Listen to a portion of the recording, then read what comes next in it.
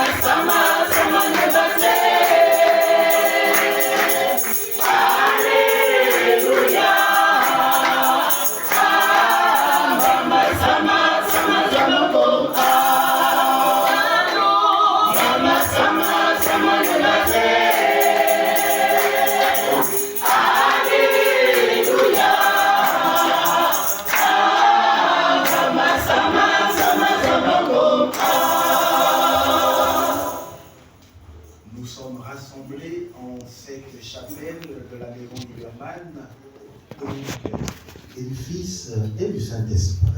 Amen. La grâce de Jésus-Christ, notre Seigneur, l'amour de Dieu le Père, la communion de l'Esprit Saint soit toujours avec vous. Et avec votre esprit.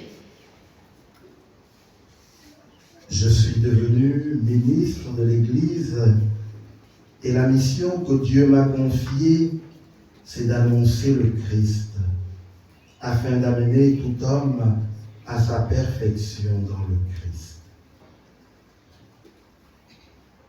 Chers parents, chers frères et sœurs dans le Christ, chers fils et filles, c'est pour cela que nous nous retrouvons ici pour dire merci au Seigneur. Merci pour ce qu'il est et merci pour ce qu'il demeure. Et pour continuer à rendre grâce au Seigneur, laissons nos cœurs s'ouvrir à sa miséricorde pour nous permettre, chacune, dans ce qu'il est, de continuer à témoigner de son amour. À la célébration de la Sainte Eucharistie, en nous reconnaissant pauvres, pécheurs et fragiles. Ensemble, chantons la gloire de Dieu.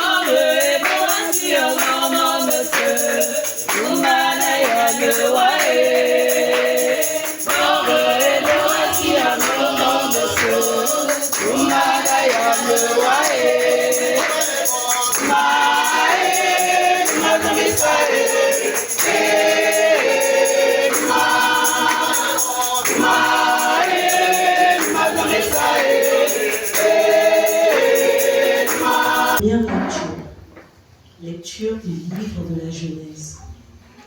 En ces jours-là, les 3 visiteurs d'Abraham allaient partir pour Sodome. Alors le Seigneur dit, comme elle est grande, la clameur au sujet de Sodome et de Gomorrhe.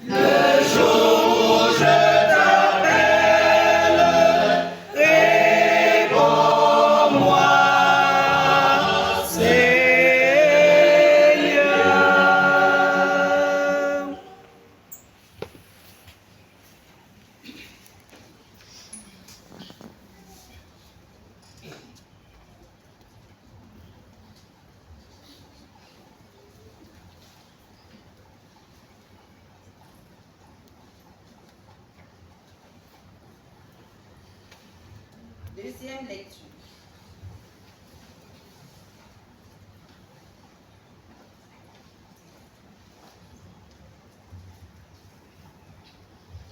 Deuxième lecture.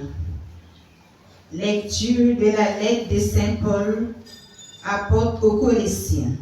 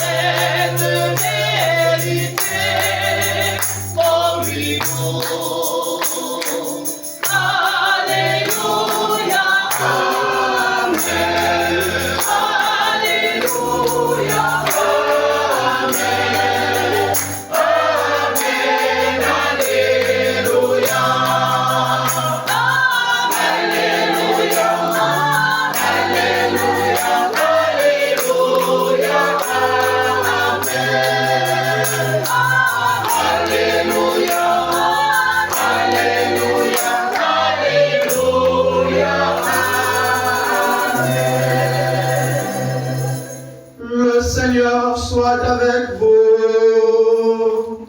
Et avec votre esprit. Évangile de Jésus-Christ selon Saint Luc. Gloire à toi, Seigneur. Il arriva que Jésus, en un certain lieu, était en prière. Quand il eut terminé, un de ses disciples lui demanda, « Seigneur, apprends-nous à prier comme Jean le Baptiste, lui aussi l'a appris à ses disciples. » Louange à toi, Seigneur Jésus.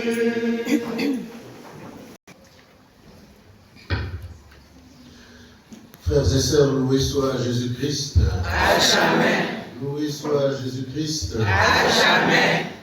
Monseigneur Jean-Pierre Patrick Nguemetou, Patou. Chers frères dans le sacerdoce, chers membres de la famille de Patou, chers frères et sœurs dans la foi en Jésus, chers amis, chers tous, c'est avec peur, crainte et tremblement que j'accepte de mener cette méditation, car si j'avais su qu'il y aurait autant de monde aujourd'hui, j'aurais décliné la demande de mon frère. Il a demandé à 5P de faire cette méditation, parce que je suis pambou, pauvre, prêtre, pécheur, mais pardonné. Amen. Et le Seigneur ne choisit pas des hommes capables. Il choisit des hommes qu'il rend capables. Et je suis convaincu qu'aujourd'hui, ici et maintenant, il me rendra capable. Le dimanche, c'est le jour de la résurrection. Et la messe, c'est l'action de grâce. Et la prière est d'abord action de grâce. Et je considère cette messe que nous célébrons aujourd'hui comme étant une fête de l'action de grâce. Nous célébrons donc aujourd'hui, frères et sœurs, avec Monseigneur Patrick la fête de l'action de grâce, la fête du remerciement, la fête de la reconnaissance, l'occasion de dire merci, parce que la prière est d'abord merci, et merci fait partie des premiers mots que l'on enseigne à un enfant. Dire merci du fond du cœur, c'est le plus beau geste de la vie humaine, parce que pour dire merci, il faut apprendre à recevoir, à apprécier le geste de la personne qui donne, à lui être redevable. Dire merci, c'est donc garder au cœur la mémoire d'un bienfait reçu. Une jeune convertie disait qu'en grandissant spirituellement, on s'attache moins aux dons et beaucoup plus aux donateurs, c'est-à-dire à Dieu, pour tout ce qu'il nous donne. Et le donateur par excellence ici, c'est Dieu. C'est le dispensateur de tout don. Il me semble, frères et sœurs, que c'est à cela que nous invite la liturgie d'aujourd'hui dans une certaine mesure. Déjà,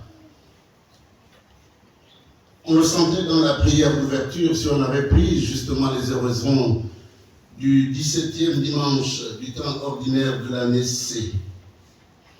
Tu protèges, Seigneur, ceux qui comptent sur toi. Sans toi, rien n'est fort et rien n'est saint. Multiplie pour nous tes gestes de miséricorde, afin que, sous ta conduite, en faisant un bon usage des biens qui passent, nous puissions déjà nous attacher à ceux qui demeurent.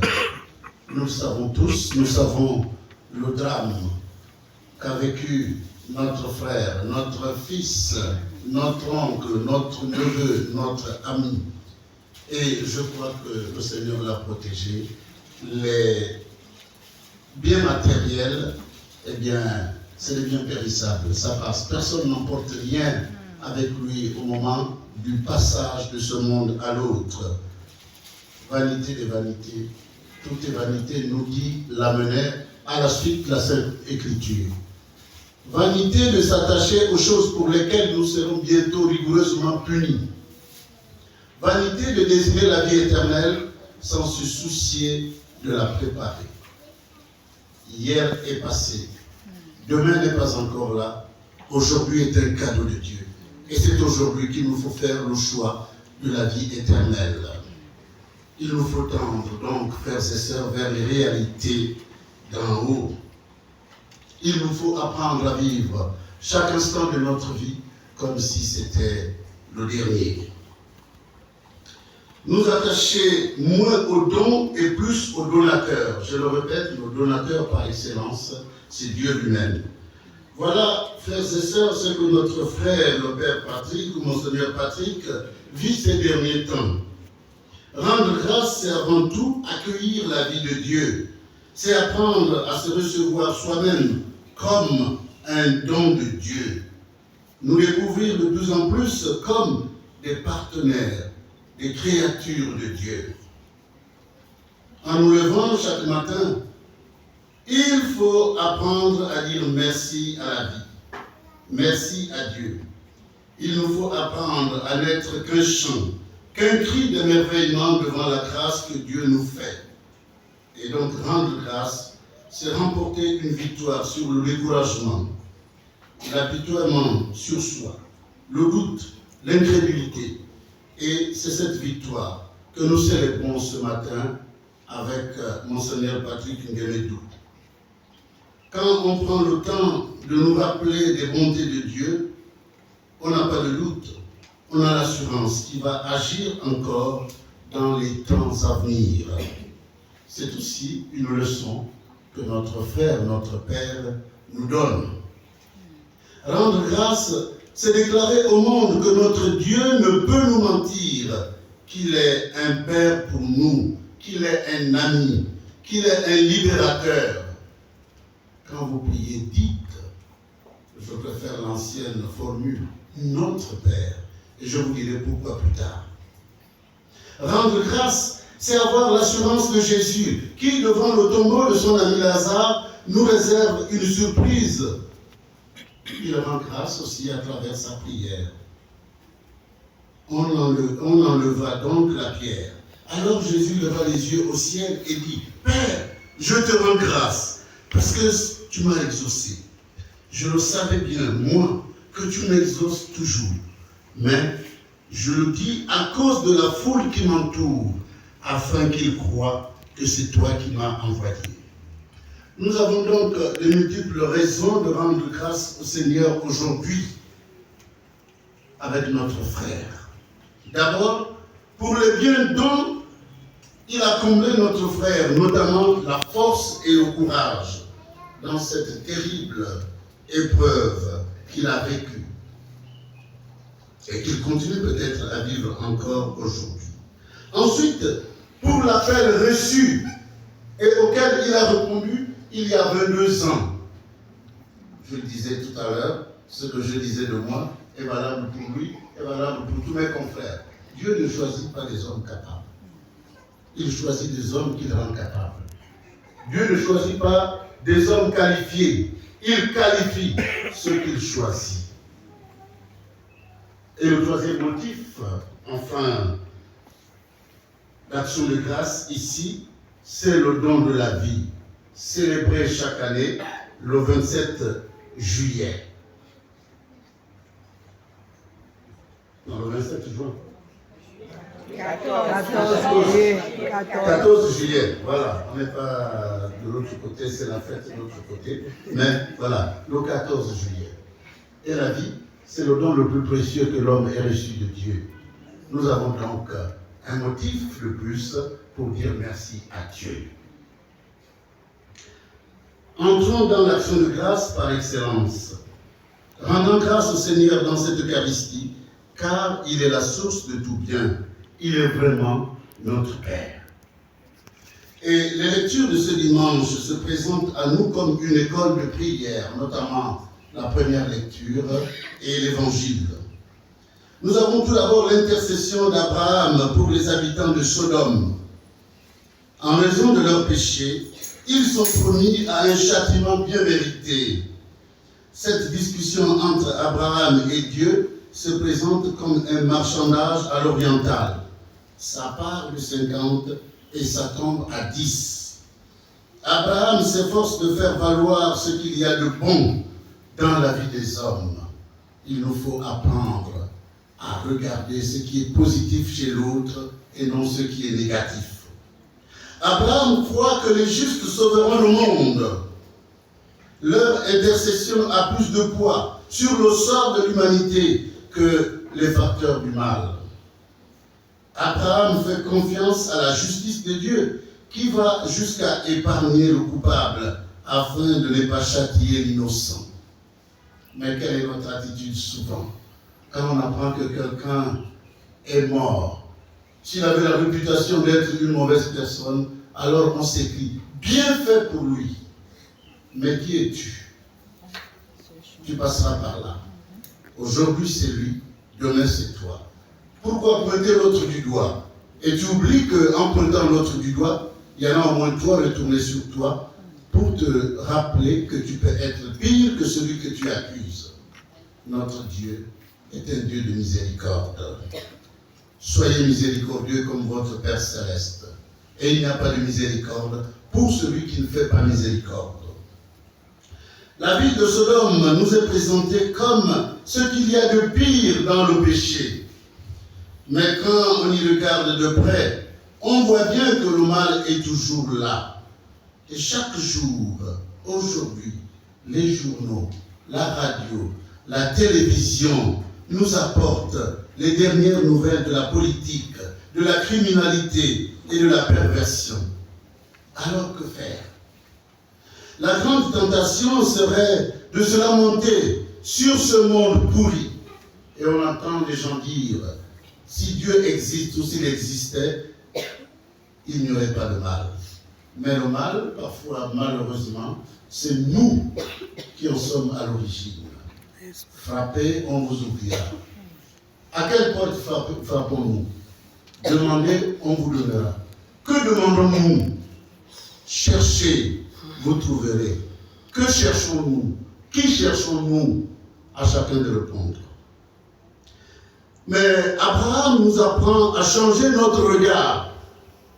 Jean-Claude Janada dit « Change ton regard et la vie changera. Change ton regard et le monde changera et la vie jaillira. » Il nous faut demander au Seigneur Jésus aujourd'hui en célébrant cette Eucharistie de nous prêter son regard.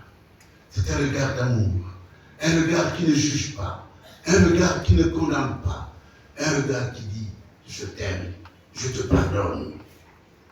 Au milieu de doute de cette perversité, il y a le juste. Leur générosité nous rappelle que rien n'est définitivement perdu. Comme Abraham, frères et sœurs, nous sommes invités à nous tenir en présence du Seigneur. La mission de nos communautés chrétiennes, c'est précisément d'intercéder auprès de lui pour ce monde que Dieu a tant aimé, pour notre pays, car nous avons beaucoup d'épreuves à surmonter. Est-ce que nous savons intercéder pour nos frères et nos sœurs, en faveur de nos frères et nos sœurs? Quand nous regardons la télévision, quand nous écoutons la radio, quand nous lisons les journaux, nous sommes au parfum de tous les événements qui envahissent notre monde. Quelle est notre attitude? Est-ce que nous nous disons, ça ne se passe pas au Gabon, ça là c'est en Haïti, ça là c'est au Mali, ça là c'est au Niger, ça là c'est en Yougoslavie? Quand vous priez, dites, Père, notre Père, nous sommes fils et filles d'un même Père, nous sommes membres d'une même famille. Il nous faut donc apprendre à offrir les souffrances de notre monde à notre Seigneur. Oui, comme Abraham, il nous faut être des intercesseurs. Si on aime les autres en chrétien, on se doit de les porter dans la prière. Cette prière nous aidera à changer notre regard sur eux. Comme Abraham, frères et sœurs, nous avons la ferme certitude que le petit reste des fidèles peut sauver la multitude. Malheureusement, dans son marchandage avec Dieu, Abraham n'est pas allé assez loin. Il s'est arrêté à 10 justes. Mais voilà que l'apôtre Paul nous annonce une bonne nouvelle. Il reste bien injuste, c'est Jésus lui-même. Par sa passion, sa mort et sa résurrection, son salut est offert à toute l'humanité. Notre sort est lié à celui de Jésus-Christ. Il est ressuscité. Nous aussi, nous sommes appelés à la résurrection. Il a payé notre dette sur la croix. Et on ne peut pas payer une dette 2 fois. Jésus l'a déjà fait pour nous. Alors, il nous faut donc revoir notre manière de vivre et notre relation avec le Seigneur. Il y a des gens qui raisonnent en disant, oui, Jésus a déjà payé notre dette sur la croix, il nous a libérés, alors on peut vivre comme on veut. Non, c'est ma vie. Non, la vie c'est la vie de Dieu et nous participons à cette vie. Nous chrétiens baptisés donc, nous croyons que la force de Dieu agit aussi dans nos vies. Le Christ se présente à nous comme le seul juste qui ne se lasse jamais de faire miséricorde. Mais nous sommes souvent fatigués. Oui, mon Père, ça fait 3 fois que je lui pardonne. Maintenant, je n'en peux plus. Combien de fois dois-je pardonner à mon frère s'il se comporte mal à mon égard? 3 fois 7 fois 77. J'étais nul en mathématiques. Voilà les as de mathématiques. Il est allé à Port-Gentil. Je suis resté à Chibanga. Parce que pour la petite histoire, permettez-moi d'ouvrir la parenthèse, nous avions fait la 6e, la 5e, la 4e et la 3e ensemble. Nous nous connaissons depuis plus de 30 ans. J'ai été nommé vicaire général 1 ou 2 mois avant et après c'est lui.